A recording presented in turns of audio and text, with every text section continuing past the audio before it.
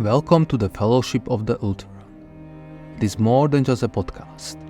It's a community, a tribe, a shared journey. We unite under the banner of endurance, passion, and the unwavering spirit of pushing beyond our limits. I'm your host, Martin Moshonsky, and I'm ready to take you on an adventure. Are you? Let's go!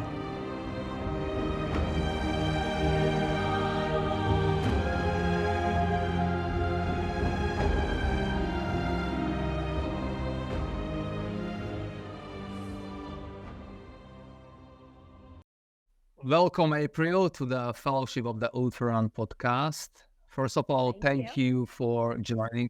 Thank you for joining us here, and it's an honor as you are first guest of the podcast. So, how are you today? I'm great. Pleasure to be here. Okay, perfect. So, a little context for our listeners. We will talk about April's UTMB experience. She did the race 3 weeks ago. And we will divide this to basically 3 big parts. So the first one is going to be mostly about the introduction. So who is April and her background with ultrarunning and what she did in the training. Then the second part is going to be actually about the race. And that we will divide to more parts. So before the race, then the start and the first night, then the whole day, and then second night and finish. And the third big part is going to be after the race, so about recovery, reflection, lessons, takeaways, and future plans and goals. And finally, we will close the interview or the podcast with 3 questions. So, without no further ado, let's dive in. So, April, for those unfamiliar with your journey, can you give us a brief intro about you and why you started with ultrarunning? Sure.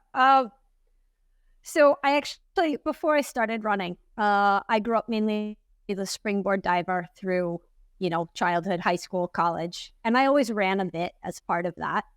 And I would go out on the weekends and do some local 10Ks or sprint distance triathlons with my dad, which was a ton of fun, but it was never anything serious. I started running some marathons as I got older. But my first trail experience was 3 years ago. I went to Mozart just outside Salzburg. And it starts in Salzburg and then it goes around the trail. And I did the marathon the first year, basically for no other races that were, driving distance for us. And I saw the pictures from the trail. It was like, oh my gosh, where's this place? I have to go run there. But I didn't run trails at that point. I definitely didn't run hills. I was solidly against anything that went up or downhill. So, I thought, I don't know, but I know some people who run hills and they say it's not so bad. So maybe I'll try it. And I went there and I loved it. I had no idea what I was doing running trails, really. But I was really lucky that I ended up running about the same pace as another woman. Her name was Asia. She's from Ukraine. And I basically followed her the whole way. I just watched where she put her feet on the trail and basically put my feet in the same place because otherwise it'd fall flat on my face. Yeah. But that was phenomenal. And after that, I almost overnight was done with roads, find the nearest trail. I went back the next year and did the full 100K in Mozart 100. And again, just absolutely loved it, loved being there. And that was my first in-person mountain ultra. So right on the heels of that, I started looking around for more of these races and I found Slovak Ultra Trail. And I signed up for every race that they had left for the rest of the year that had places. So I ended up going to Ultramagura, to Hrinovska Stoka, and to Javornická Stoka, and just loved them all. Sure. Definitely moments in the middle of all of them where I thought, what on earth am I doing here? This is a bad idea. How did I make this mistake again? But as soon as you finish, you forget that happened. And I met really an incredible community of runners there, which is a really special thing for me because sometimes community is a little bit hard to find as a foreigner. And it's ultras are really a weird kind of community that you just show up and like, hey, you're one of us. Everyone is fighting the same struggle on the trail. And so no one there really cared that I was foreign or, to speak English with me or, to be patient with my Slovak. And it immediately felt like this is a place that I've belonged here, even though I didn't know I was supposed to be here yet. So, that was kind of it. I was hooked. All right. Fantastic. So when did you find then about UTMB and like what inspired you specifically to take the challenge of UTMB? Like when was that moment? UTMB was never a plan. Okay. So I've been joking about running UTMB probably longer than I've been running trails, but never actually thought I was going to go there and run this race, right? But because I ran on Mozart for the marathon and for the 100. And then I also ran Kullamannen last year in Sweden, which is a UTMB race. And I went there because I wanted to try a 100-miler, but I needed a course that was a little bit flatter, a little bit easier technically. And I also have a couple of friends who live really near there, so I got to see them at the same time. It's just that race worked out really well for me. So by the end of the year, I had collected a few running stones, and I thought, okay, I'll enter the UTMB lottery. I'm sure I will get in. So nothing to worry about. I think that was in January. And then in March, and at the time when I didn't get in, I was like, okay, this is probably a good thing because I was in not a good place with running. I DNF'd 3 races in a row. Just GI issues really badly with all of them, vomiting and even vomiting blood. And it just, my body was not having it at all. And I was really at the point where after the 3rd of those, I was thinking, okay, maybe this isn't for me. Maybe my body is just not cut out to push it this far. And I was really kind of on the fence about, okay, let's back up. Let's go back, to the starting board, kind of train from the beginning again, back off racing for a while. And of course, 2 weeks after that, this message pops into my inbox from UTMB. You've been given a lucky loser place, which is basically once they fill their elite field, there's usually some spaces left from people who have double qualified. So they fill those in based on your UTMB index from people who had applied to the lottery. And I got one of those places. So I was sitting there at my in-laws' house on their couch looking at this email that says, you have 3 days to decide if you're running this race. At a point where I was like, am I even still trying to run long distances? So I kind of knew right then that either I was going for it or I was done with ultras, because for me, there is no 50%. Either I'm doing something all the way or I'm not. I don't have a setting for lukewarm. So I really knew, okay, I'm going after this. I'm going after the big one. Or, if I don't do that, then I'm kind of telling myself I'm done. And it was too much of an opportunity to pass up. So within about 3 hours, I sent in, the acceptance and the credit card information, and that was it. I was running UTMB. And I took everything and I was like, we'll see. I'm going to, I'm going to hold my place. I'm going to train for it. We'll see how training goes, which that's what I told everyone. And of course, on the inside, I'm going, I really want this. What do I have to do to make this happen? Yeah. Okay. So it sounds like it came in the right time and it created this fire in you and it creates this motivation, the new motivation for ultra running. So we can now go to your training and preparation then. So you knew that you will run the UTMB. So walk us through the most intense parts of your training regime leading up to the race. And were there any specific areas you felt you needed to improve upon for UTMB? So you mentioned the GI issues and these stuff, and maybe tell us about other stuff as well. Oh, yeah. I mean, when I started training for this, the wheels were pretty much coming off.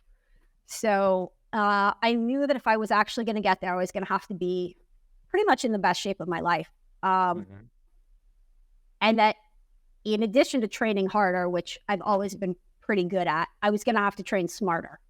So I reached out to some people that I knew, and they connected me with my coach, Lindsay Herman.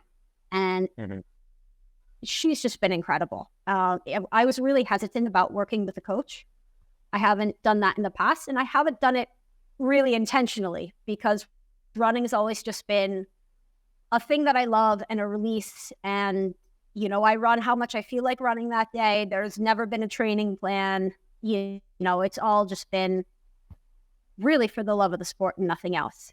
And having been pretty competitive as a diver, the idea of getting back into training schedules and training plans and, you know, goal races and all of that kind of commitment, you know, and the successes and disappointments that come with it, was like, I don't really know if I want to do this again.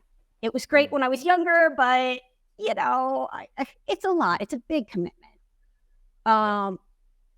And Lindsay has really been the perfect person for me to work with, because she really understands that, you know, like, the joy of running has to stay first and foremost. It's not going to work if it's not a thing you love.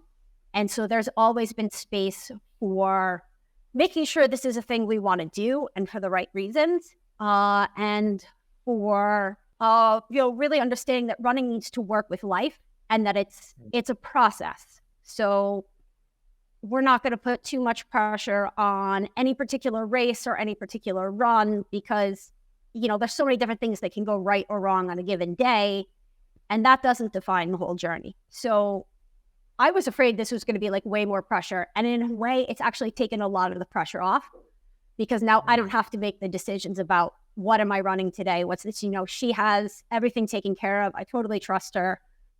She's really up to date on all the research and everything. So I don't have to worry about knowing it. I get a training plan, and, you know, we can always discuss, but I just have to show up and run, which is what I really want to do, right? I don't actually like figuring out how many miles I should run.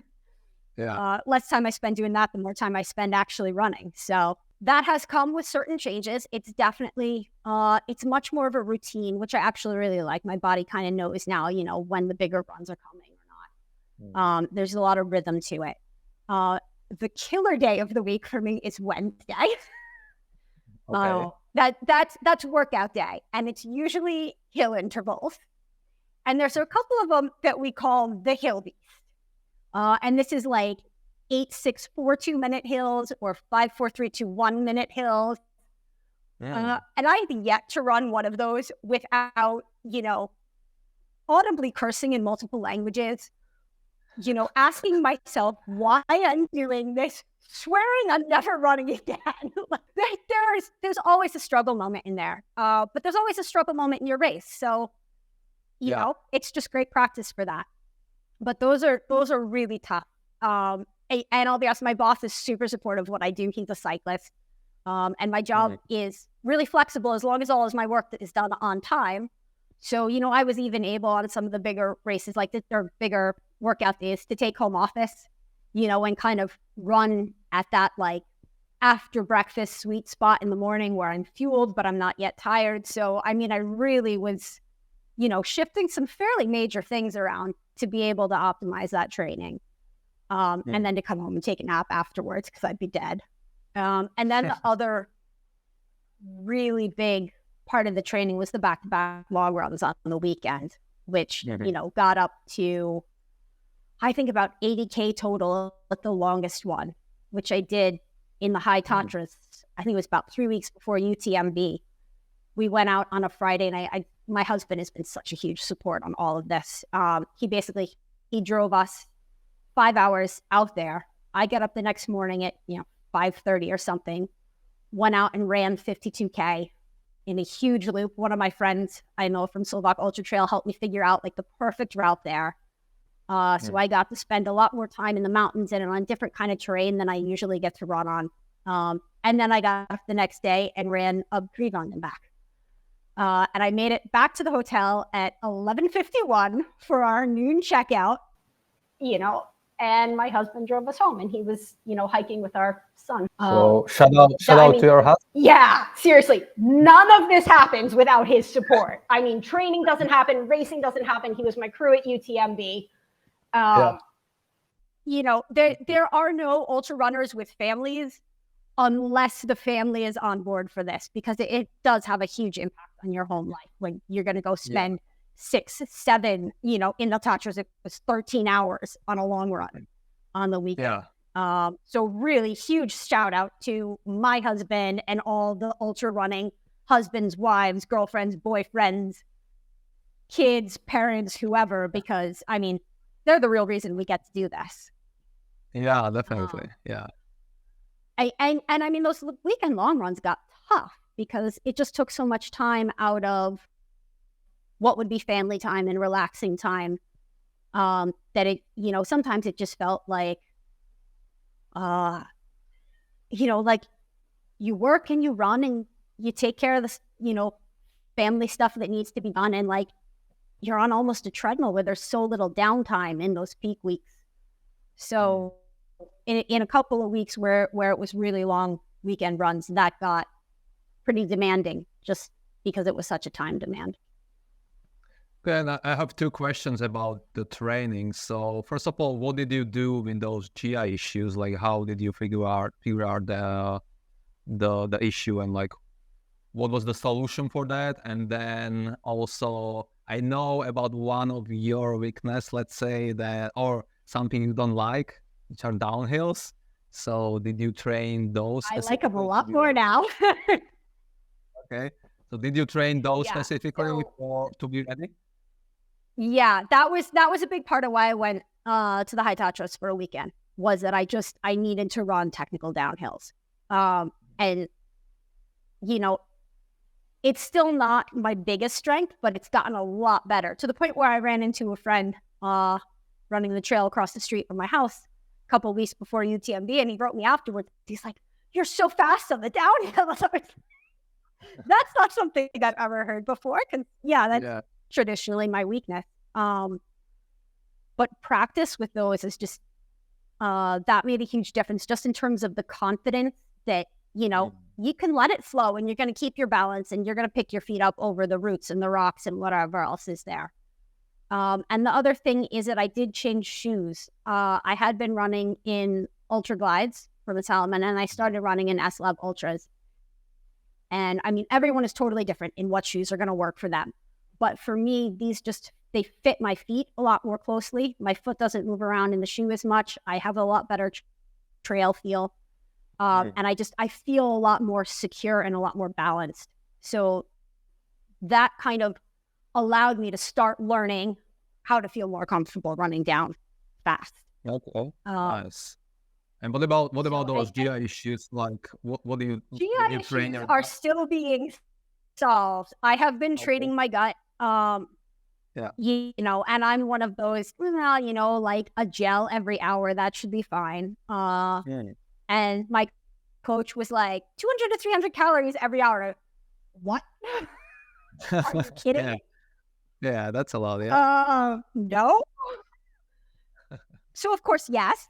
And I really started training on all of my long runs, on anything that was going to be over 2 hours, to start by the time I was an hour into it.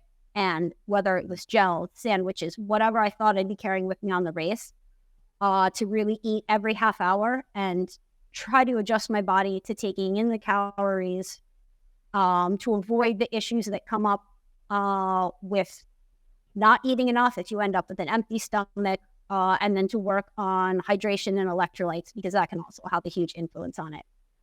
That said, I had plenty of GI issues during UTMB. So, I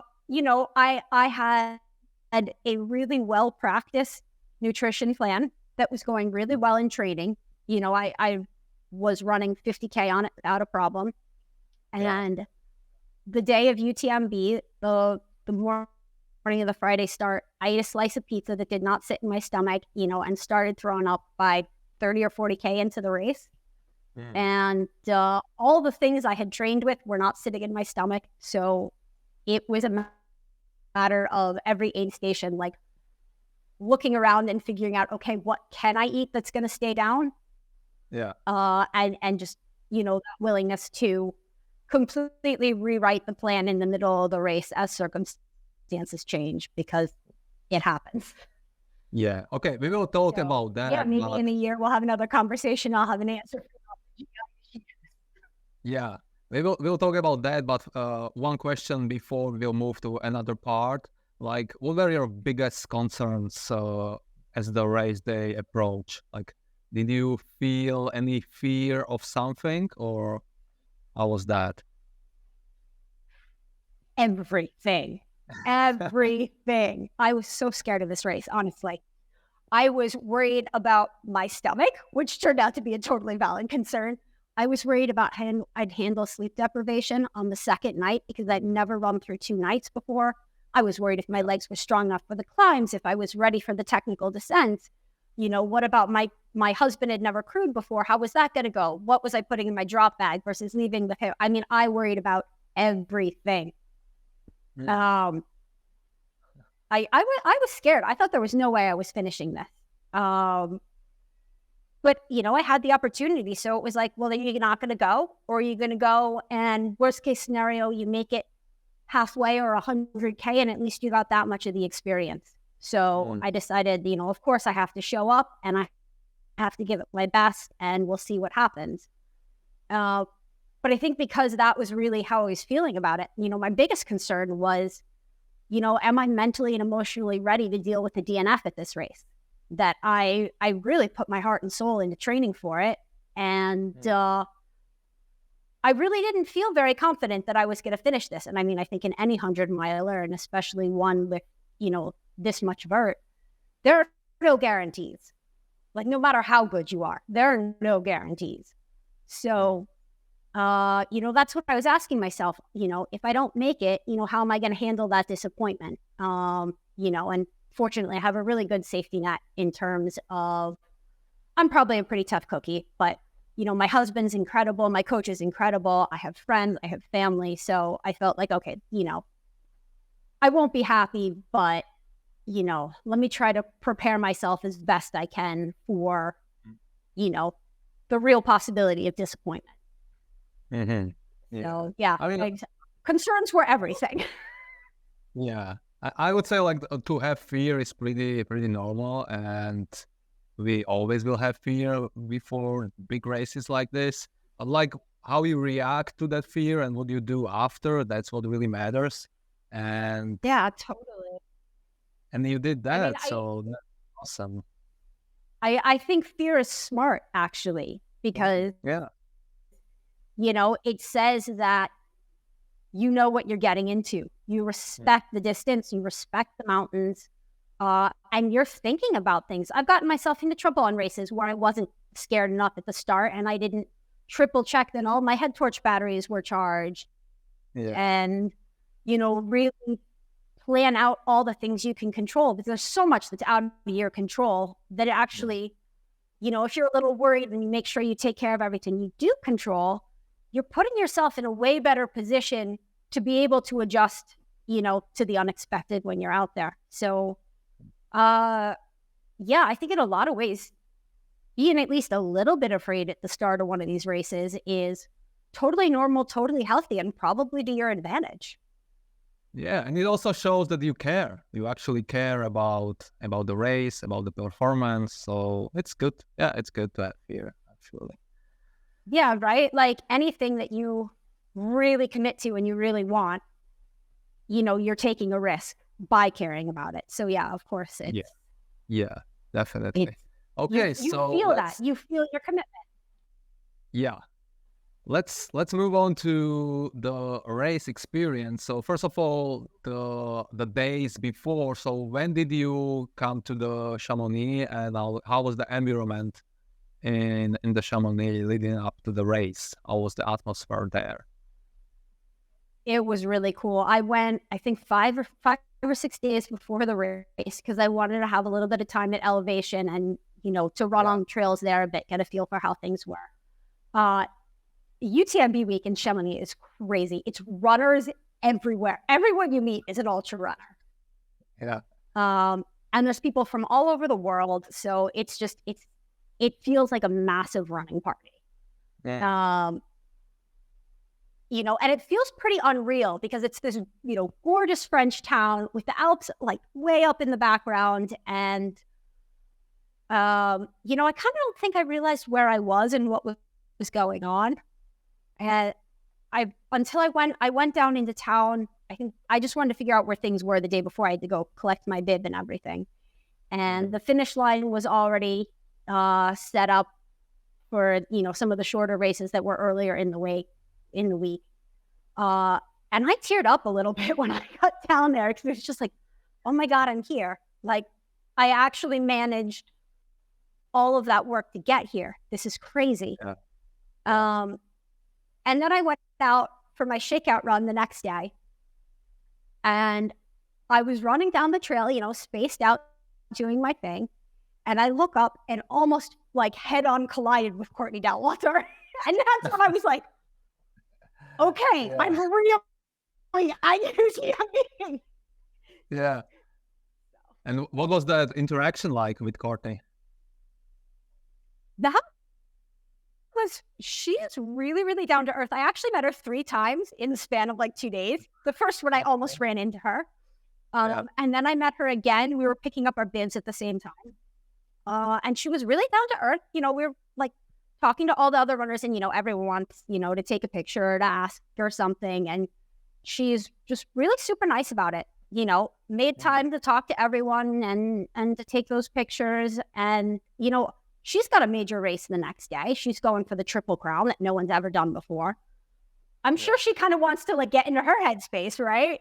And she was just really always smiling and had time for everyone and super down to earth about all of it. So that was really cool. And then I ended up standing like one person away from her in the start corral at the start of the race. And it was like the same thing, she was just talking to people like absolutely normal, just another ultra runner. So that was fun. It was fun to see how she is at the start of a race, right? Because we're all standing there kind of like, shit. And, like maybe I should conserve energy. And she's like bouncing around and getting ready. Like she's so psyched up and ready to go. And that was just really fun to see and really fun to be around that energy in the start because like she was keyed in. So that was cool. Okay, and so let's go to the start. Like, what was going through your mind when you also heard the famous song and like music and all that? How was that? Yeah, people complain about Conquested Paradise not being like pump up enough, but I felt like it created an incredible atmosphere there. And the song before that they played super appropriately was Highway to Hell. And I was just like, they chose that for a reason. Hell in Paradise, that's basically UTMB in a nutshell. So the music was perfect. And Start Gun Fires, it is just a massive crowd of 3,000 runners starting out. And I don't know, the emotions are all over the place, but I think I was still a little bit like, is this real? Am I here? This isn't real. So in a way, I was a little bit like calmer than I expected to be. I was just sort of ready to go. Okay. Yeah. And what was your pacing strategy and nutrition strategy for the first several hours going to the first night? Because the start is at 6 p.m. So like very soon, it's dark. So how was that? So in the beginning, there's so many people around you running that you kind of just move with the crowd and sort of try to find your space. And all the way to Sundrevith, which is 20 at least kilometers into the race. The sides of the road are packed like 5 rows deep with fans screaming at the top of their lungs. You just, Ale, Ale, Ale, and they read your name off your bib and shout your name out. If you ever want to feel like a rock star, go run the first 25K UTMB.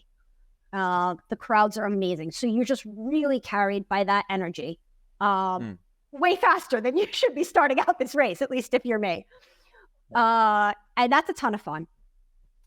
And then, you get around, first aid station is at like 8K, you don't even pay attention to it. Second aid station.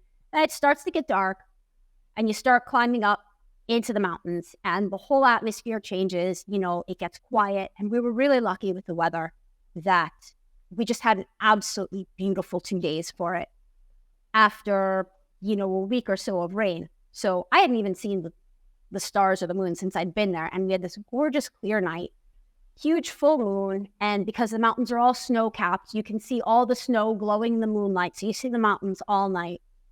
And I was headed uphill at one point, and I was starting to struggle. There's a pretty technical uphill there with, some of those like big boulder rock steps to get up. And at the time I was running with another American who I met on the trail. We were chatting, and she just stops and looks at me. She's like, "This is amazing. Look where we are." And that really kind of brought me back to it. It was like, wait a minute, you're here. Look around you. And that whole atmosphere of like, you're at UTMB and you are in one of the most spectacularly beautiful places on the planet. That just carries you so far. And there's so many changes that we got up and we started to, run through a bit of snow at one of the highest peaks. And then we hit this fog where you couldn't even see where you were going. So there's so much that the environment is giving you and so much change and variety. And then, somewhere in the midnight, early morning hours, that pizza came back and got me. I started throwing up and I was like, shit. Because that's the thing that's been my race ender before. And I came down to, there's an aid station around 50K. I forget which one it is. And I was sitting on a bench, and I guess I looked so bad that one of the medics came and grabbed me and brought me back into the medical tent. And they checked all my vitals. Everything was fine. And this nurse came over. She was, maybe 65 years old or so. I assume a retired nurse. She came over. She gave me some applesauce sheets. And I was really afraid to eat anything. But the minute I tasted that, I was like, okay, this is going to be okay. This will stay down. And she told me, like, close your eyes, sleep for 20 minutes. And I think I only slept 10 or 15. But that, like, just short break, quick nap, really, really got me feeling better. And that nurse actually walked me back out to where the course was. And she took me a hand in both of hers. She didn't speak much English, just a little. Just, finish your race. Please, finish your race. And I went out of that tent it was almost like being back at the start line. I felt so much better. And it was kind of there as I started those next couple of kilometers out again. I kind of threw away most of my race plan. I realized, the goal here is to finish. That's all I want. I'm not running for a particular time. As long as it's under that 46.5-hour cutoff, I'm happy. So I backed off my pace. I decided that, that 15 minutes of sleep did wonders. So when I hit the aid stations where I had crew and I had someone I knew could wake me up, I was going to take a 20-minute nap and hope that it would, revive me in the same way. And I had to just figure out what I could eat as I was. So that was really, I think, a turning point in the race. That was around. Actually, really lucky they pulled me into that tent because had I not made those changes to the plan, I think I'd have been out of there at about 80K. Yeah. This experience when you took the nap, it was like around 2 a.m. or when exactly? And did you take like any caffeine after? I think something like 2 a.m. sounds right. No, I was afraid to do too much with caffeine because I didn't want to aggravate the stomach issues. And caffeine, it's usually in something acidic, and so I was definitely playing a balancing game of trying to fight the fatigue versus not wanting to irritate my stomach any more than I had to. Yeah. Okay. So I did. I honestly, I think in the second night I did half of the caffeinated gel, and that was the sum total of caffeine for the whole race. Oh, okay. It's not normally I'm a complete coffee addict, so. Yeah. Okay, so you said that you basically adjusted the strategy and you slowed down a bit. And so how did the daylight change your mood and strategy? The daylight changed, I think, the mood a lot. I came into the day there, you know, the sun rose as I was coming down one really technical section. And I got down into the valley just around dawn. We had one outdoor station there, and it was just in this like totally wild, you know, far away from anything valley. The sun was coming up and you could see the mountains. We were still like in the dark, but you could see through the clouds the higher peaks, and they were already in the sunlight. And it was such a spectacular place to be. And, you know, you made it through the first night. So, you know, you can get rid of the head torch and you're going to have a lot more scenery and things to help carry you. The fatigue is not as bad in the day usually. So I started to feel a lot more optimistic at that point, and a lot more just, you know, wow, this place is incredible. And the next aid station, I had, you know, 10 or 15K to Courmayeur, where you have your drop bag, you have crew there. So that was kind of an easy stretch. And then it was 40 more K till the next aid station with crew. So that was really the daytime chunk. And it's just such a spectacular place. I mean, the trail that you run there is absolutely breathtaking the whole way. You know, it's mountains on one side, waterfalls on the other, never a dull moment. And so it was really easy just to, you know, let yourself be carried by the place, you know, pretty much all through the day. There were some tough climbs, but, you know, nothing I really felt like, you know, was that brutal. I was just in awe the whole way. So you would say like the first day or so after the night, you felt like pretty good through the whole day and like not really any struggles or anything like that? I felt much better than I was expecting to, which, you know, maybe that's where some of that, you know, stress and worry was playing to my advantage too, that I was prepared mentally for feeling really bad. So feeling okay by comparison was like really good, way better than expected. You know, my stomach was still off. I was definitely not fueling as much as I wanted to be. I was stocking up on those stupid little applesauce packets at every aid station when they had them. And I found one kind of bar that I could eat and keep down. So I had to eat that same bar the whole time, like put like 8 of them in my bag. I never want to see a red cereal bar again. Yeah. No, there was one really big struggle. Somewhere in the early afternoon, I came up Grand Col Ferret, which divides Italy from Switzerland. There are no trees, no shade, baking sun, 28 degrees. I thought I would die trying to get up that thing. But I definitely did have some moments coming up there where, you know, I was really wondering if I had it in me to be able to finish that race, or even that hill. And I got to the top. So that was around 100K, something like that. I think it's a bit further than that, maybe 120, but I'm guessing. Okay. Yeah. It was like early afternoon, maybe like noon or 1 o'clock in the afternoon. Okay. I got to the top. I sat down, and totally unscheduled, unplanned, fell asleep on the side of the trail. You know, feet still in Italy, head in Switzerland, woke up, had no idea how long I had passed out for. Okay. You know, I hadn't set an alarm. I was not planning to take a nap there. I said, oh, shit. I just grabbed my stuff and started running really fast. And I checked my watch, and it had been like 15 minutes, maybe. So, okay. You know, it could have easily been 3 hours. I had no idea what time of day it was, how late I was. You know, did I already miss that cutoff at the next aid station? No idea.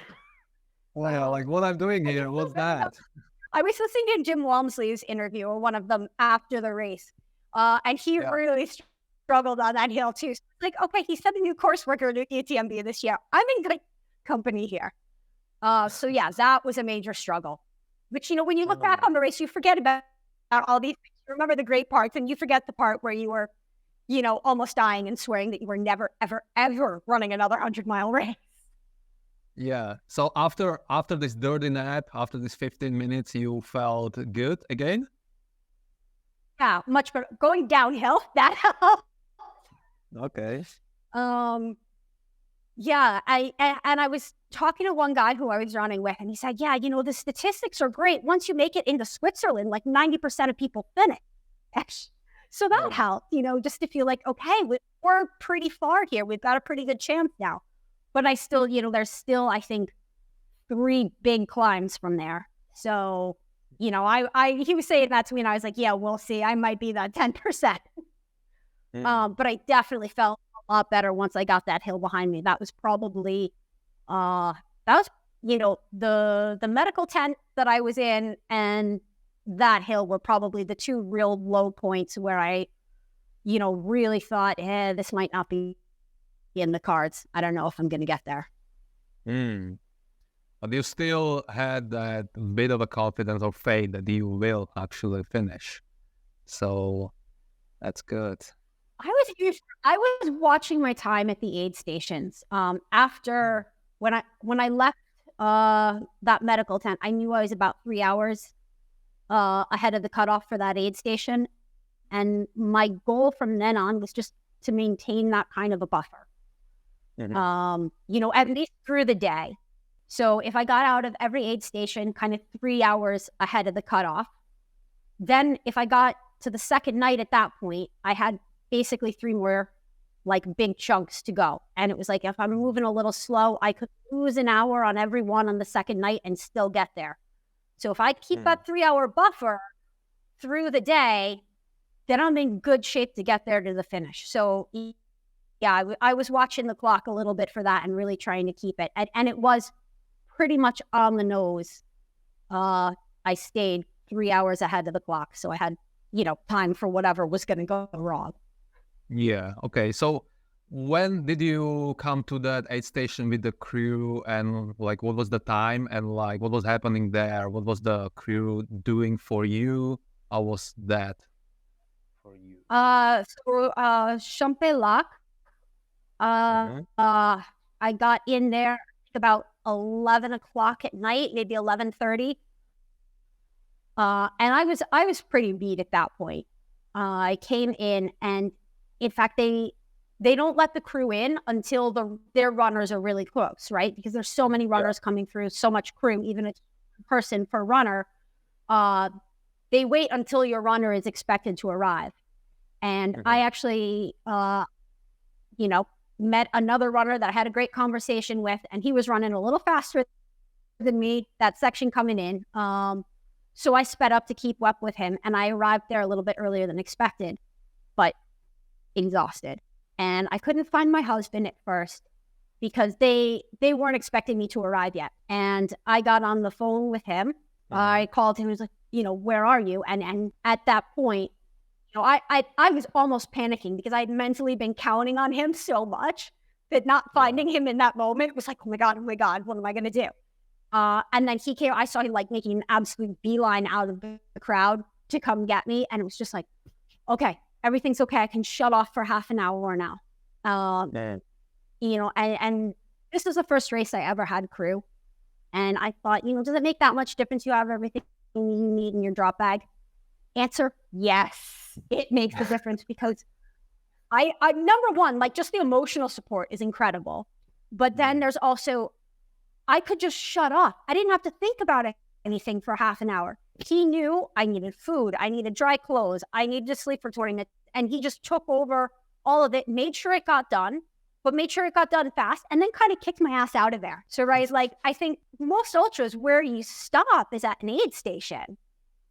Unless you get injured, you don't usually stop on the trail in between. The DNF that's a choice happens at an aid station. But when you have crew, they're just kind of like, move. Yeah, definitely. I never had that moment to think about it. It was just like, okay, we're going. So yeah, that was just, a huge reset and recovery every time. I spent way more time in aid stations than I planned to and than I ever have before, between a 20-minute nap and everything I needed to get done. Those longer stops where I had crew, I was there for 40 minutes. but it made such a difference in my ability to continue. You know, do you want to be a little longer in your aid station and finish your race, or do you want to run faster to 120K in DNF?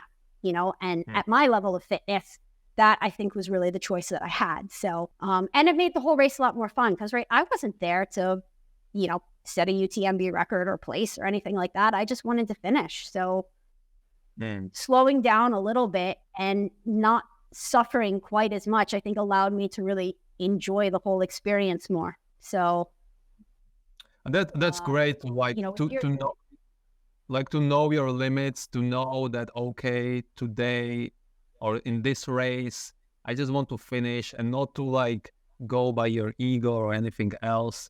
That's really important for the overall experience and performance. So that was very, very smart from you for sure. Yeah, well, and if you let your ego get the better of you, you know, those mountains are going to slap you across the face real fast and put you in your place. Yeah. I mean, I did that during this season for sure. So I know what you're talking about. Yeah. So did you take another nap in that aid station, or how did you combat with like sleep deprivation and like pushing through the second night? 20 minutes. I fell asleep on floors, on benches. So my plan was to take a 20-minute nap. I was very fortunate the way the timing of my race worked out at the pace I was running. The 3 aid stations with crew at the end of the race, there's 3 back-to-back. And I hit them at, 11 or 11:30, 3 or 3:30, and about 8 o'clock in the morning. And I was planning a 20-minute nap at each of them, which hugely helped to the night. Also mentally, because instead of thinking about how far do you have to run to the end of this race, you're just like, okay, I've got 14K with 1,100 meters of vert between me and my next aid station where I have, my husband and my 20-minute nap. So then you're just dealing with that one climb that's right in front of you. I never, throughout the whole race, I never thought about the finish until I was basically on top of it. It was really the first 80K to Courmayeur with, drop bags and aid, and then 40K to get to that series of 3 aid stations. And then I think it was 14K, 11K. And then you've got 1 aid station without crew and the last piece to the finish, which I think is a total 16 or 17K between the 2 legs. So I really only thought in those intervals. I never thought about, oh my God, I have 120 kilometers to go, which is a good thing because, right, I think that's where running ultras gets so hard is that, when you're at 80K into 160 and you're already exhausted because 80K is not a short run, and you have so much more to go. I think that's mentally way more difficult than when you're even more tired at 130K, but it's 30K to go. There's a light at the end of the tunnel. For me, that physical exhaustion, when you're mentally in a better place, is much easier to fight with than the mental exhaustion and that sense of it being kind of overwhelming that you get earlier in the race. Yeah, definitely. Like it always worked for me to divide the race, like basically from aid station to another one, because like I can always like looking forward for something. I will like have a Coke there. I will eat something. It's way easier than to run the race than thinking about the finish. And it's like, oh, it's so far. I don't know if I can finish. Like definitely dividing the race to smaller parts. It's very smart strategy. Yeah. And you can always run 10K, right? Yeah. But you can, come on, you always got another 10K. And if that's a finish line in 10K, you're going to make it. So you just kind of play that game the whole way through. I will always tell myself, like, my usual, like, medium long run is like 21 kilometers. So I will tell myself always in the race, like, that's my usual Wednesday run. Like, come on, I can run 21 kilometers. Yeah. Say, I do that all the time. Come on, this is how long it takes you to get to work. Yeah. Okay. So did you have any struggles through that second night and early mornings, like any really low moments? There was a moment, I think it was coming out of that aid station I left around 11:30, and we started uphill and the fatigue just hit hard. I was falling asleep on my feet. I was stopping on the trail and leaning my chest on my poles and closing my eyes. And I think I almost fell asleep, like on my face on the trail a couple of times. I swear to God, I fell asleep leaning on my poles.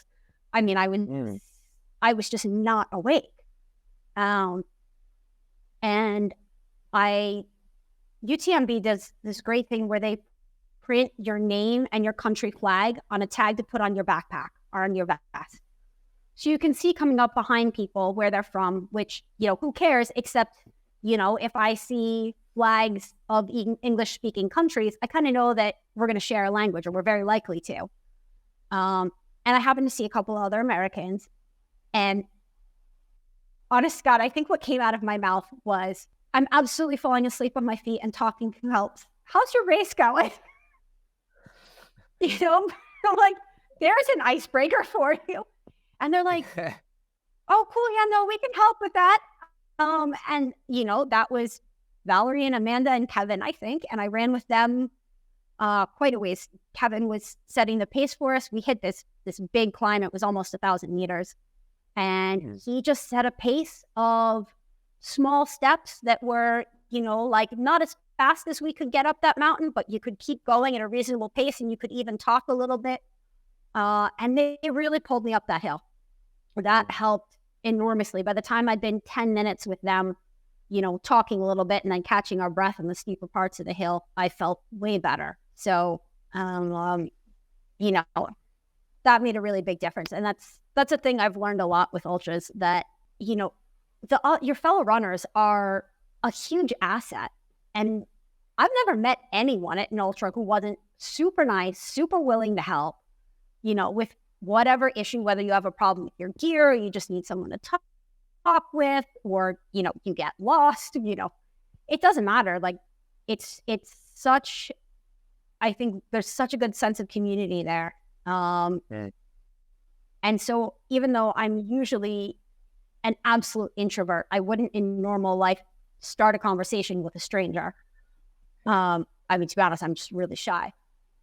When I'm running, it's a totally different game, and like that's how we met.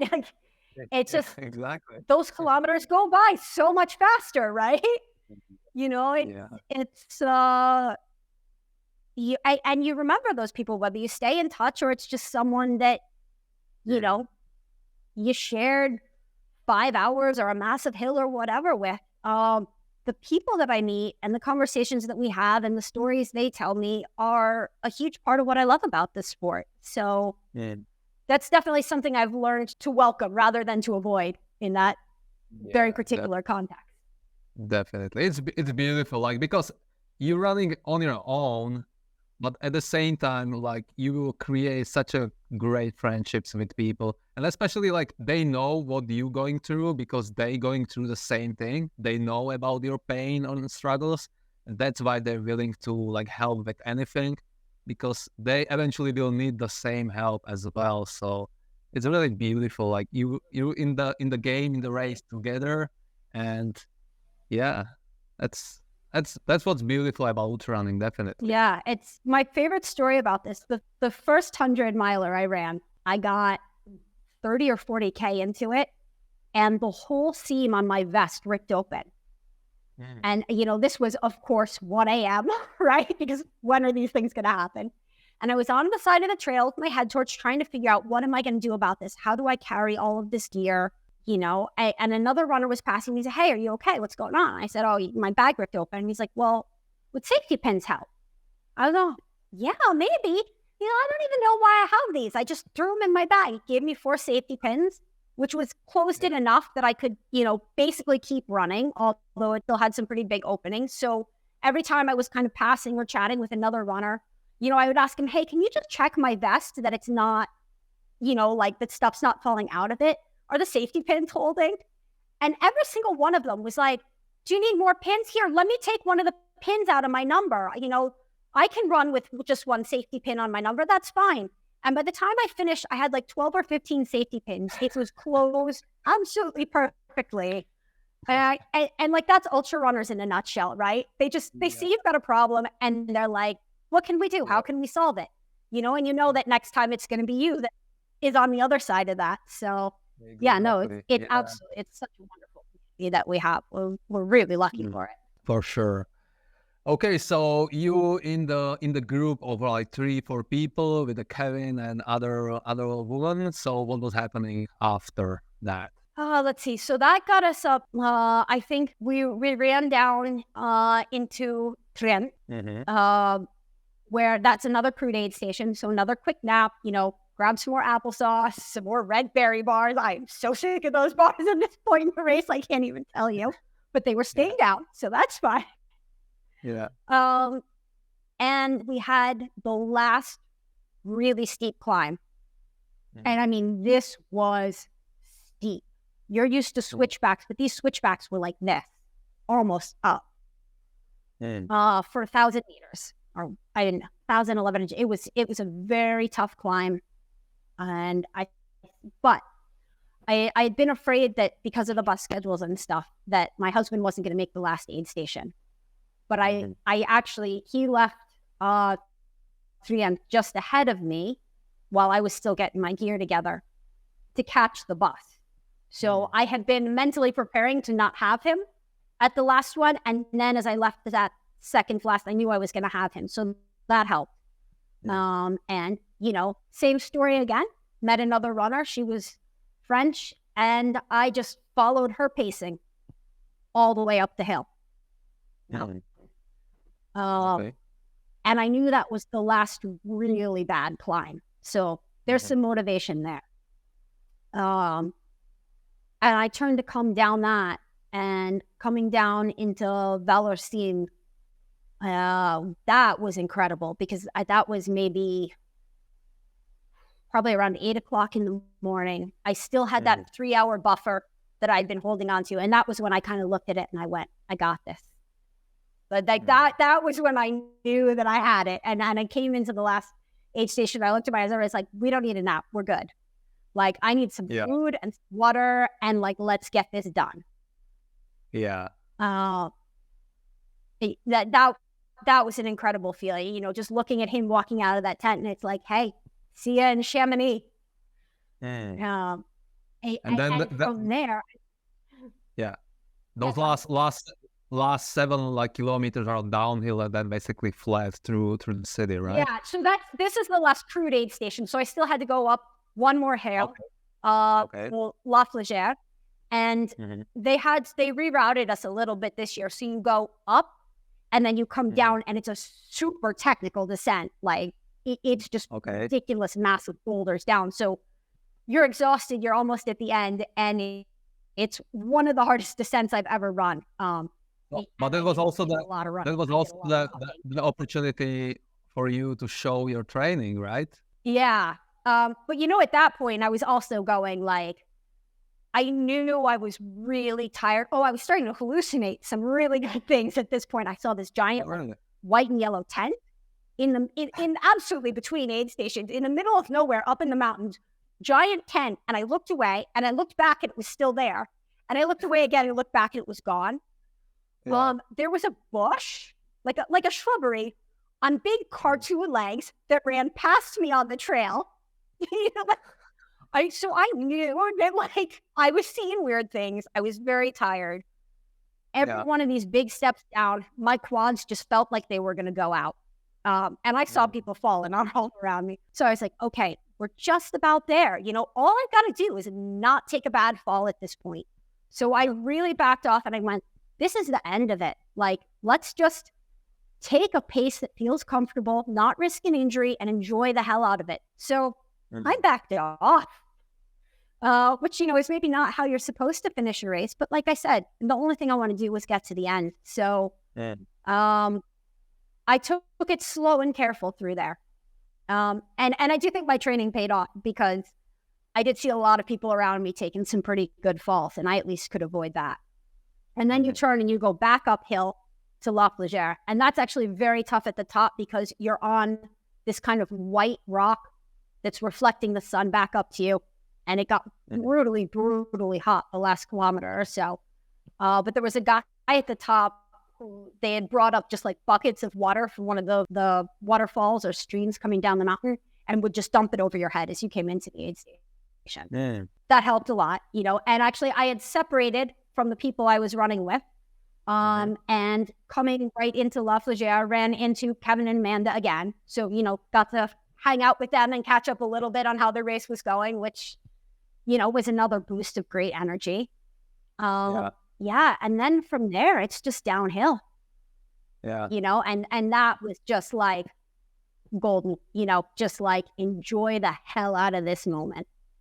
Yeah. And so really that's just all the way down. It was pretty technical at the top. I did some walking and then I hit some easier trail and it was like, there's still something left in my legs. Yeah, let's go. And maybe the last 5K or so, I ran kind of a decent pace. Nice. Into town. I felt really good at the end. Yeah. I mean, of course you do at the end, right? Yeah. So tell us the moments as you were running through the town and when you saw the finish line, like what emotions you were feeling.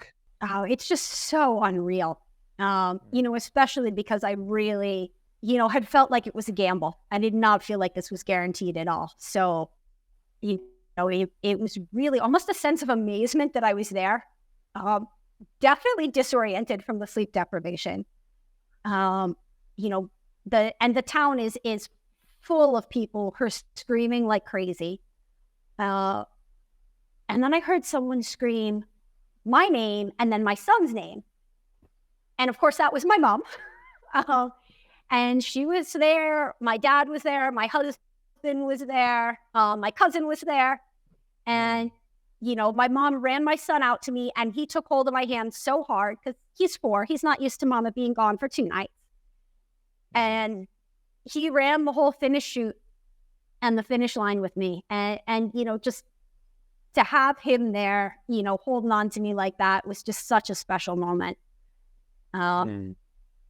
He's been at the finish of all my biggest races. And it's, I don't know, it's something I really, really appreciate being able to share with him. And I spend so much of my races thinking about him that, that was really the moment for me because I wasn't even sure, if they were going to be there, if I was going to see them because there's a huge, huge crowd.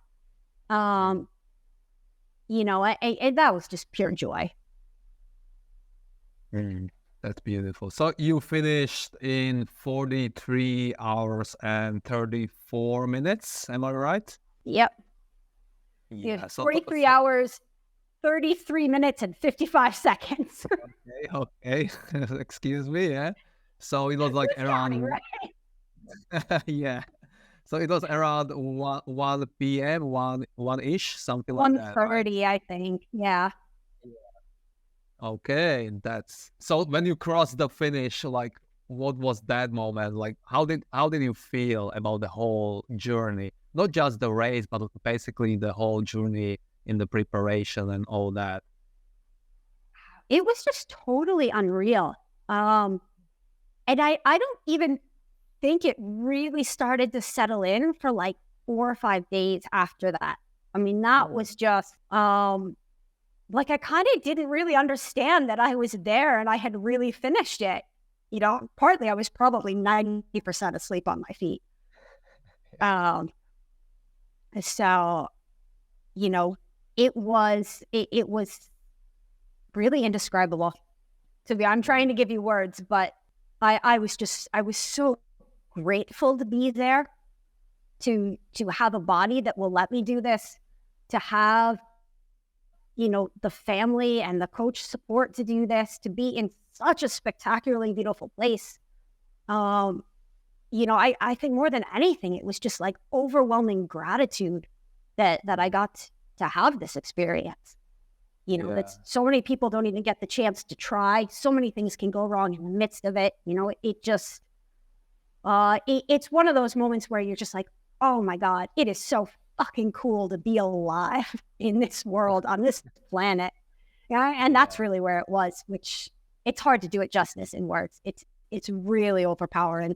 Yeah, definitely. It's such a funny emotional feeling. Like after the race, you like always emotional and grateful. Like what you able to do with your body and mind, but also grateful for everything else and about every person around you.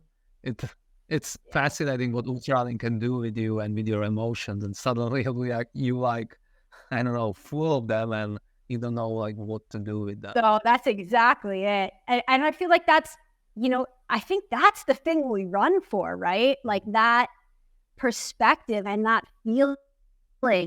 It's one of those things. I think, imagine if you went through your whole life looking at everything that way.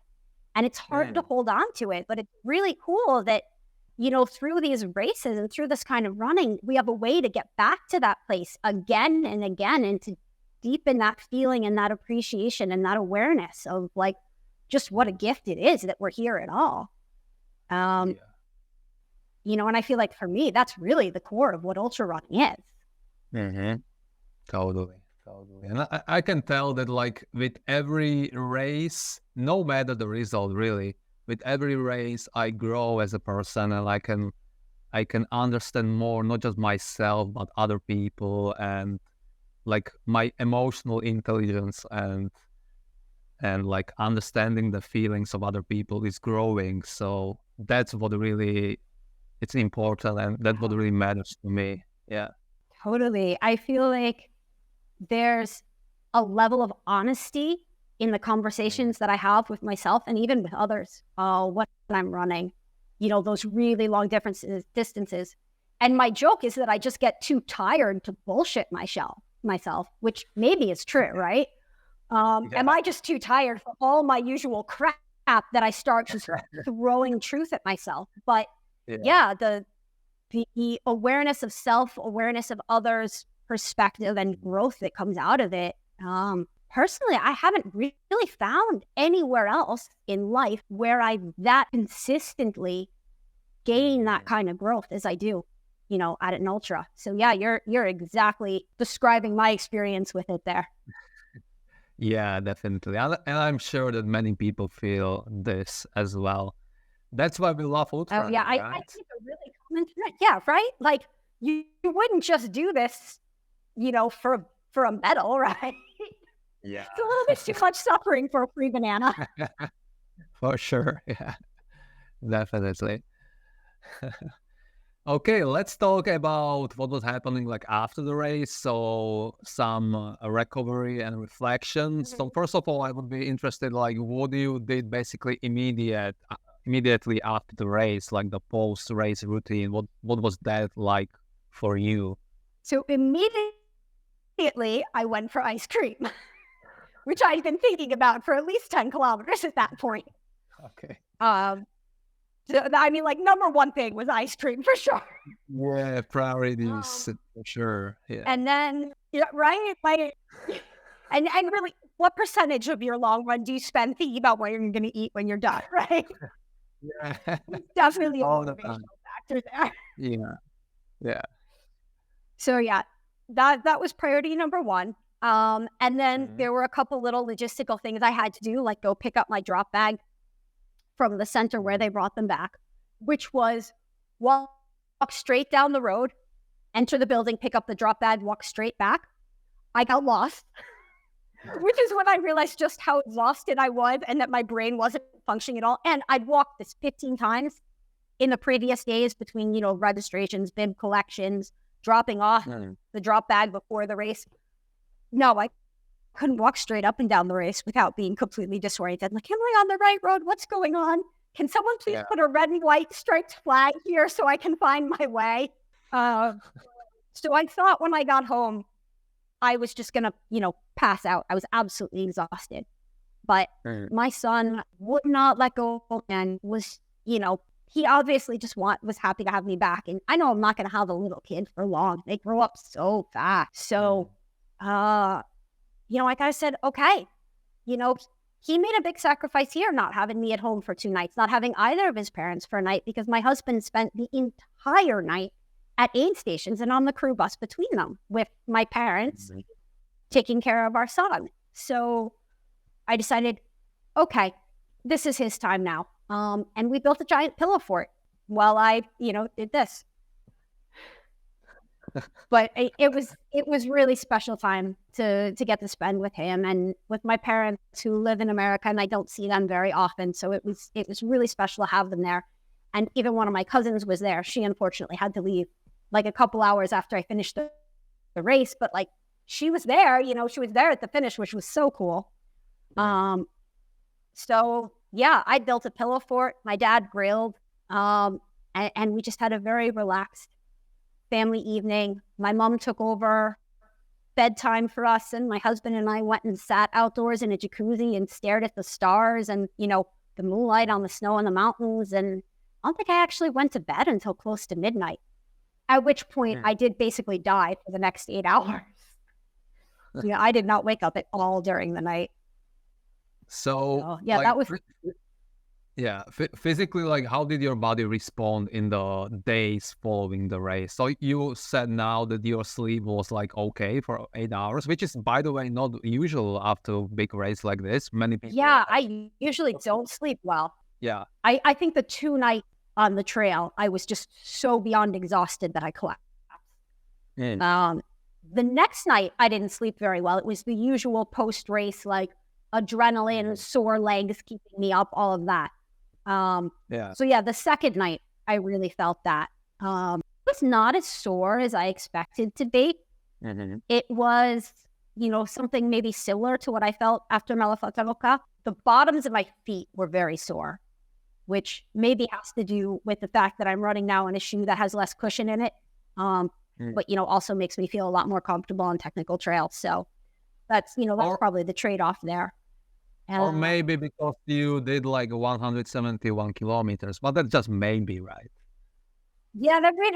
And with all the walking around aid stations and, a couple wrong turns and so on, I actually ended up at like 180K on my watch. So, accidental +9. I think actually we were supposed to be 173 or 174 this year because of this detour around, like coming into La Flégère, this downhill and uphill, added a couple kilometers and a couple 100 meters apart to the usual. So, bonus for us, right? They did not extend the cutoff time for that. I was a little bit like, come on, if I have to run a couple extra kilometers, can I get, like a couple extra minutes? No. Yeah. I did take the stairs like one at a time for a day or two, but I was pretty much fine. Tired, very tired, but not worse than I've been after other races, which really surprised me. Yeah, like that means that like your training was definitely like on point and you were prepared for something like this, because otherwise you would feel really, really bad. Yeah. And like I said, I did dial back the intensity while I was running. I mean, I probably could have finished that faster. I could have pushed harder. But the harder you're pushing, the more you're risking that something blows up and you don't finish. And I was really clear about what my goal was. And so I did it, at a lower intensity, which probably also helped to the recovery. So, and I think I enjoyed it a little bit more, the whole experience, because I wasn't in as much pain as I could have been. So, I mean, I now I sound like it was all great the whole way. There was a lot of never running 100 miles again. I promise you, April, you never have to do this again. But we all know that's the middle of all of our races at some point or another, right? And you're full of shit. It's not true, but like I would ask myself during the race, like why the fuck I'm doing this? Like what's wrong with me? And then after the race, I'm like, okay, let's do it once again very soon. Yeah, no, I think I went 3 or 4 aid stations at one point having the why are we here conversation with myself. And I'd actually went through this whole kind of evolution of why am I doing this? What am I trying to prove? Who am I doing this for? Like, and I think there is an element of like, especially with something like UTMB, am I trying to prove that I can finish that? That's just such a losing game, because I don't think you can run anything, at least at my fitness level. This is a really hard race. And to push through that, I don't think you could do it if it was just about proving it. And I had this whole conversation with myself about like, what is the deal? Why am I here? This is unbelievably difficult. Like my body hurts right now. I am tired. And that was coming into the first day. And then I started looking around at where I was. It was like, no, I'm here for me.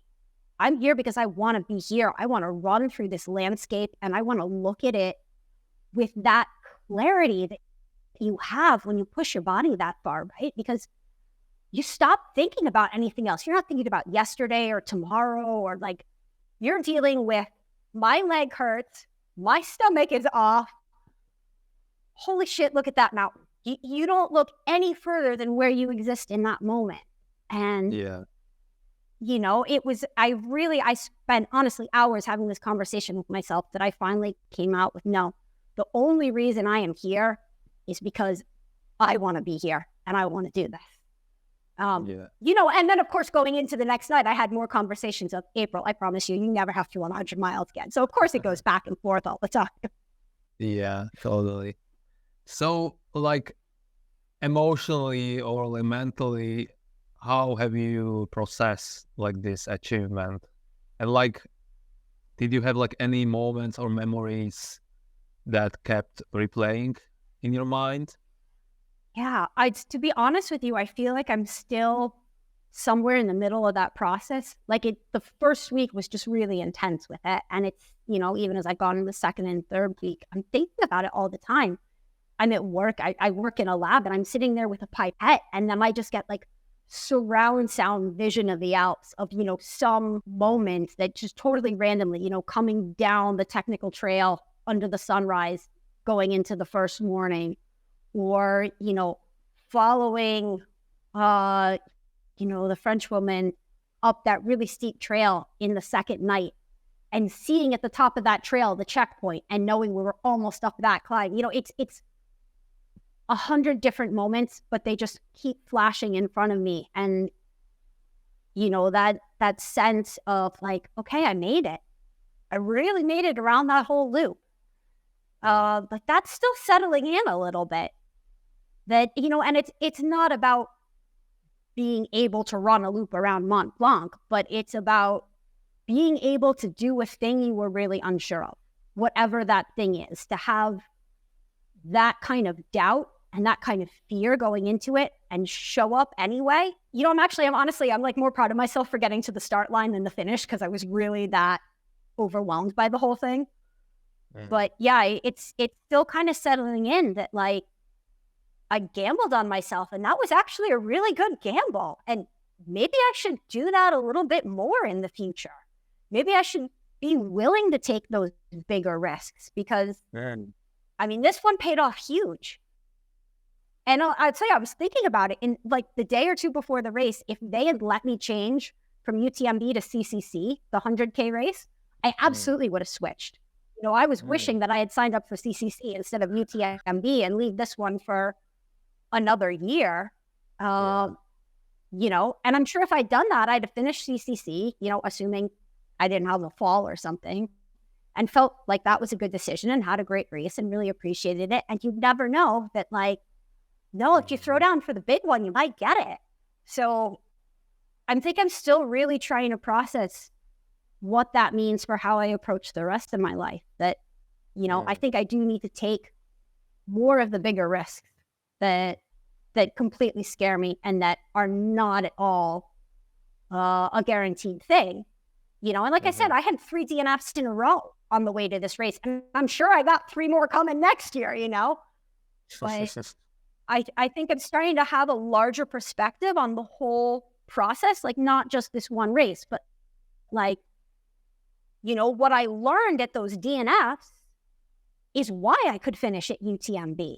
I really, if I hadn't run those races, there's no way I'd finish this one. So it's just, it's this rhythm of like, some days it's going to work for you, some days it's not. And you kind of got to have, the confidence and the guts to throw down, and that's probably not just in running. But like I said, this is still a really big thing that I'm trying to process. And I'm sure you can, I don't think running is about running. I think running is about life.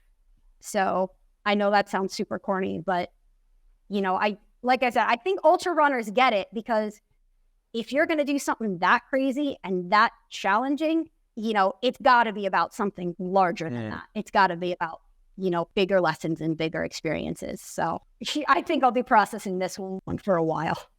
Yeah.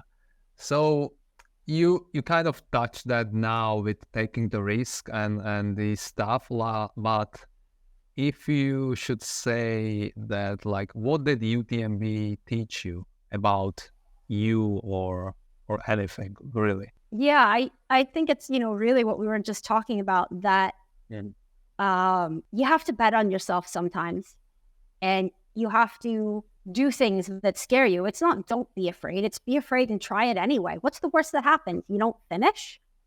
Like DNFs are survivable. They're not fun. I don't like them. I never will. But they're also a part of the sport, which is, I think, one of the really incredible things about ultra is that it forces us to fail sometimes. You can't be running, 100 Ks even, and certainly not 100 milers through the mountains without knowing that sometimes it's not going to work out. There are going to be DNFs. Like a year or two ago, there was a 100-miler that Courtney Dalwalter DNF'd. That's actually a really valuable thing. Yeah. Yeah, right? Like he did his UTMB 5th time, and like 2 times he didn't even finish. And now he came again for the 5th time and like finally did that. So definitely DNF is part of the journey. And I would say like DNF, like for me, it was often like blessing in the disguise and like always a great opportunity to actually learn more. And it created such a big fire in me that I was way more motivated than to train and to get better and to understand more and to learn about all the stuff about ultrarunning. So really, DNF at the end it can be actually good. It just depends on your reaction. I definitely think I've learned more from my DNFs than from my best races. For sure. And they're also teaching us that like lesson that I think we miss so much in modern society, that failure is okay. Failure is fine. And actually, if you want to go all the way, if you want to see like, where is really my limit? How far can I go? You know how you find that out? You got to go a little bit farther than that, right? So if you want everything that you can give mentally and physically, then you're going to have to risk going too far. You're going to have to go too far sometimes. So I feel like DNFs really, of course, they have to be a part of it. That means like, in a way, you're doing something right. You're pushing yourself. You're really trying to find out where that limit is. You're not playing it safe. And, life is short. Don't play it safe. Go for the big thing. In a way, like a safe place to practice that. Because, of course, we really care about running. Like, you put a lot of time and effort into this. And I'm not going to pretend it's not a thing that matters to me. It does. Probably matters to me way more than a sport should. But you get to fail in a way where there's no real consequences, right? Like, unless you fall and hurt yourself seriously. If you just DNF and you're physically okay, you get all the learning that comes with that. And like actual consequences are you feel shitty for a couple days, maybe a couple weeks, So for me, like, and I've always been such a perfectionist that this has been a really tough lesson, or one it's taking me a long time to learn. And I still need to work on it a lot. But that learning that like, you're going to DF some races. If you're going to take big risks and aim really high, you're going to fail sometimes. And that's totally survivable. That's totally okay. And that's part of the process. So it's not a thing you need to be afraid of. It's not a thing you have to, avoid. Try to avoid it. Try to finish your races. But, if you're going to only run a distance you're sure you can finish, you're selling yourself short. So I think that's been a really big lesson. And the other one that's kind of the flip side of the same coin, is don't wait. You're never going to feel ready, right? Like they say, there's no right time. There's just time and what you do with it. Don't put it off till next year. Next year's not guaranteed. You don't know what's going to happen between now and then. Tomorrow is not even guaranteed. Yeah. So take the opportunity that you have when you have it. and isn't it better to go to UTMB at DNF at 100K and at least have that experience than to not go at all? Which that was my argument to myself going into this. But yeah, I really think just take the opportunities that you have and live big and let the cards fall where they may. So play this back to me next year when I DNF another race. Yeah, totally. So would you say like this experience, like the UTMB race, like change or deepened your relationship with ultrarunning? Yeah, totally. I mean, kind of ironic. I think it made me feel like this is much less about any particular race because, I really see UTMB as like one step in what's been this huge process, where there have been good races and there have been bad races. And those races brought me to this point. And this point is just a moment, and it's continuing on into, what I hope will be, years and decades more of this.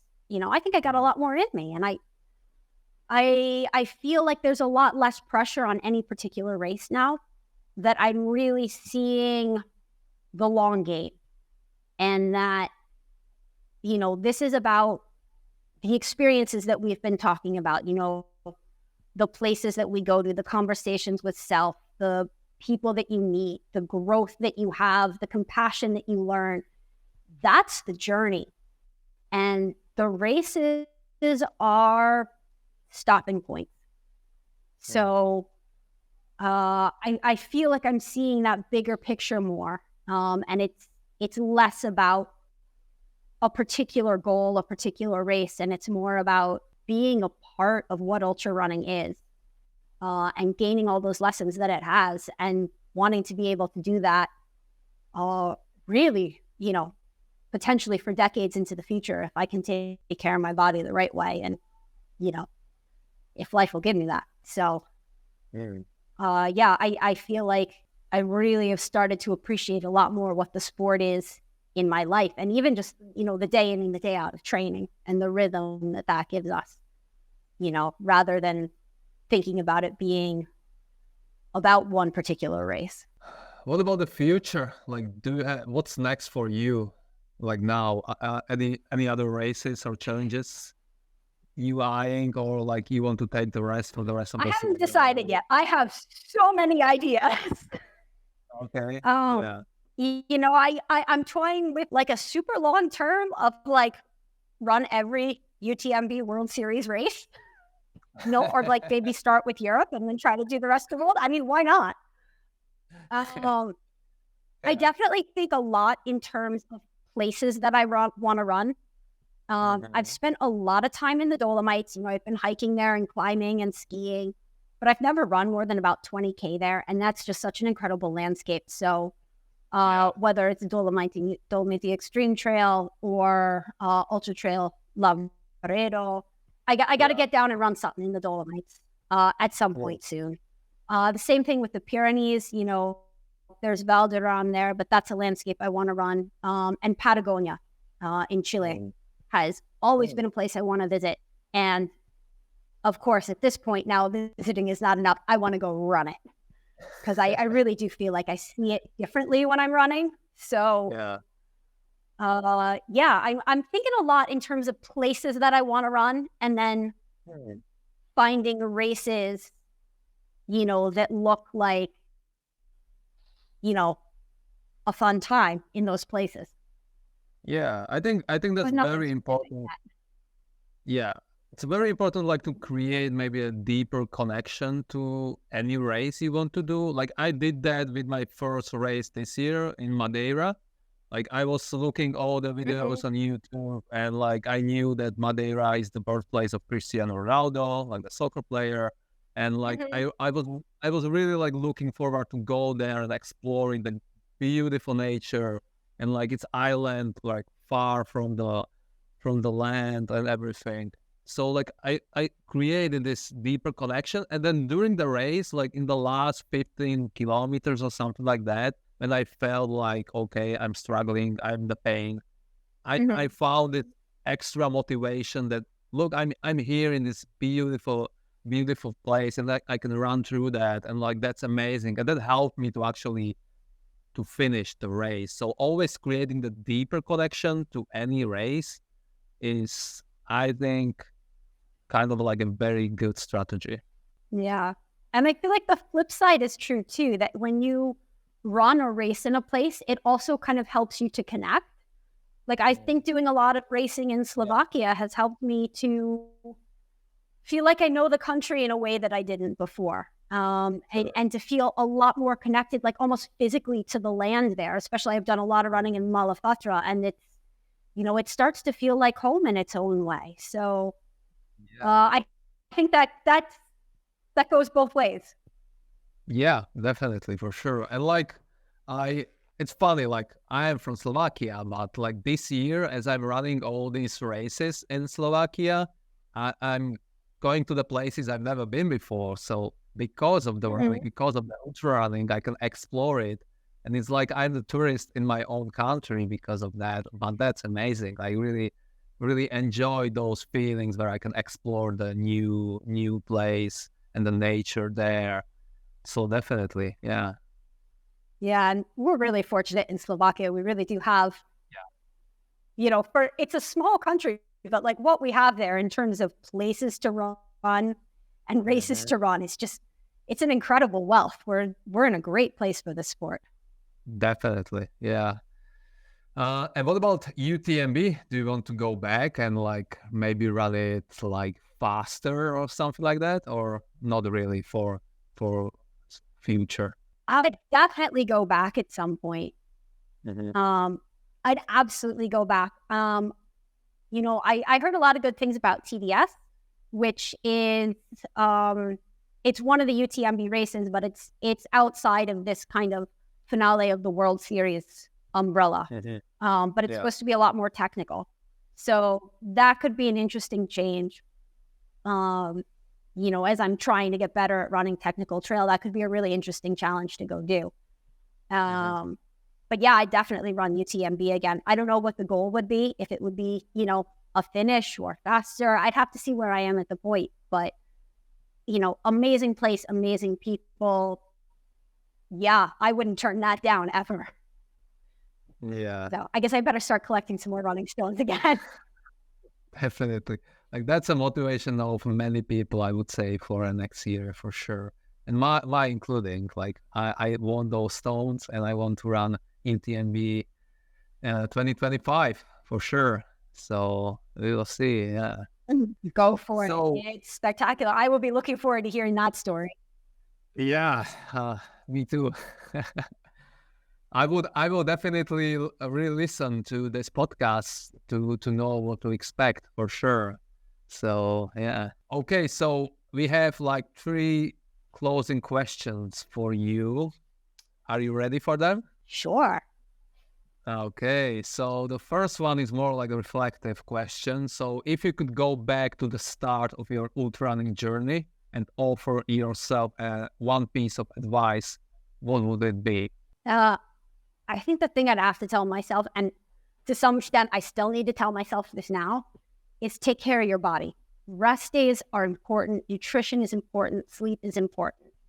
Our body is like the greatest tool we're ever given. The body and the mind together can do absolutely unbelievable things. And I feel like, in modern society, and it's especially for women, but I think for everyone, at least in the West, there's so much of a tendency to think about the body in terms of appearance as opposed to thinking about what it can do. There was definitely a point where I had to start thinking about, do I want to continue to fit into the jeans that I wore in my 20s, or do I want to be able to complete this loop around Mont-Blanc? It's sort of the same thing for sleep, especially for me coming from the New York City metro area. There's kind of this attitude that like you have to be a workaholic. Coffee, and that means that you're getting stuff done and you're an important person. And being able to take a step back from those things and be like, no, wait a minute, what I'm trying to do here is more important to me than any of that bullshit. That was a really hard thing to do. And it's a thing I'm still kind of working out, that, you get so used to kind of what are society's expectations? What are other people's expectations? And you sort of have to be able to put that on a shelf and be like, no, what I'm doing here is more important to me than any of that. And I mean, if you really, really want to be able to run up that mountain, it gets a lot easier to ignore what everyone else is saying because, you know, the goal is just pulling you there so hard. And there's so much passion behind it that was just it. Like, I have to start sleeping and eating and taking rest days when my coach tells me to, because I have to respect my body and what I'm asking it to do. So, you know, that would really be my advice to myself then and to younger runners, and even to myself now, is like, recognize that you are demanding everything that your mind and your body have to give, and you have to take care of them. You have to take really good care of them in order to be able to do that and to go as far as you can possibly go. That's a very nice answer for sure. Second question for you. As we know, ultrarunning is as much a mental game as it is physical, for sure. Mm-hmm. So if you could share a mantra. Yeah. Oh, that's my cat. Yeah. So if you could share a mantra or mindset that has powered you through the toughest moments, what would that be? So my friend sent me this incredible text in the middle of UTMB, and I got it at a moment where I was really, really struggling with what I was doing there and why I had chosen to suffer this much for 2 days straight. And it said, think of all the work you did to be where you are right now. And I read that, and I looked up and looked around and remember, like, oh, right, this is what it's all for. You know, and instead of just being stuck in that suffering, I started to think about where I was and what a rare opportunity it was. And, you know, for me, the races I think I've learned the most from, that I've gained the most from, have always been the ones where I went the deepest into the pain cave. And I really struggled at some point in that race, because I feel like that's where the learning happens. That's where the growth happens. That's where that switch flips in your brain and you start to see the world a little bit differently. So when I start to really, really struggle, I start telling myself, like, this is what you came for. This is why you're here. This is the moment where you're going to get to learn whatever it is this race has to teach you. And just trying to kind of embrace that, yeah, it's difficult, but, you know, this is where the magic happens.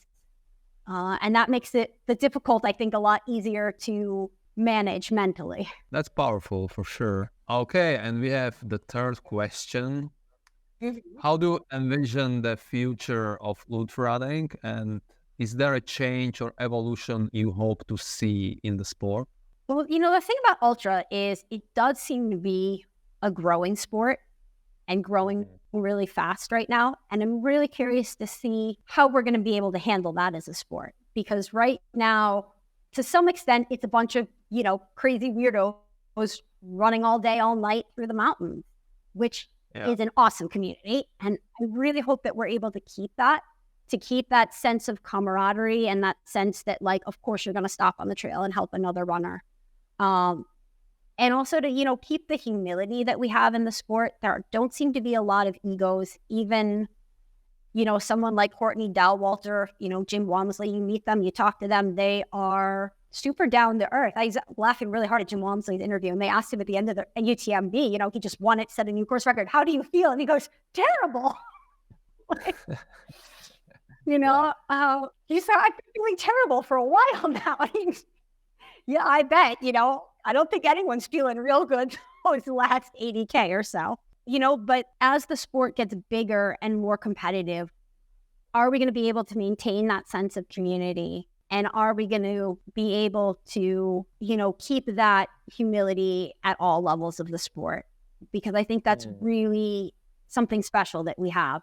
And I worry that, you know, if races start getting more competitive to get into, and that could change. On the other hand, I feel like anytime you start to get a little too full of yourself, mountains are going to smack you down. So there's probably not too much risk of it, because, you know, the lessons that would keep you from going there, you're going to learn running these distances. So, you know, I'm really hopeful that it'll just grow and there'll just be more of us at this awesome party that we have. And the other thing is, you know, there's been a movement recently maybe not recently, but within ultra, especially as we start to get bigger races, UTMB was, I think, 2,700 runners with 10,000 runners in all the different races over the week. And that's a huge number of people to bring into one place and to put that kind of stress on the ecosystem and the environment there. And there's really seems to be kind of a growing awareness of our impact on the places that we run. So UTMB this year had a series of, new regulations or ways of doing things. Like they had no cars for crew. They didn't want you to drive out to the aid stations. They had buses for all the crew. And, everyone was a little concerned about how that would work. And there were some issues with there not being enough bus passes available and people not getting them, which they added more buses. From what I heard, I think it worked out pretty well in the end. Certainly it worked out, very well for my husband crewing me. So, I really commend that. And I support the effort the race is making to be considerate of what we're doing to the environment. And at the same time, you see a lot of higher profile runners getting involved with organizations like Protect Our Winters or, Runners for Public Lands in the US.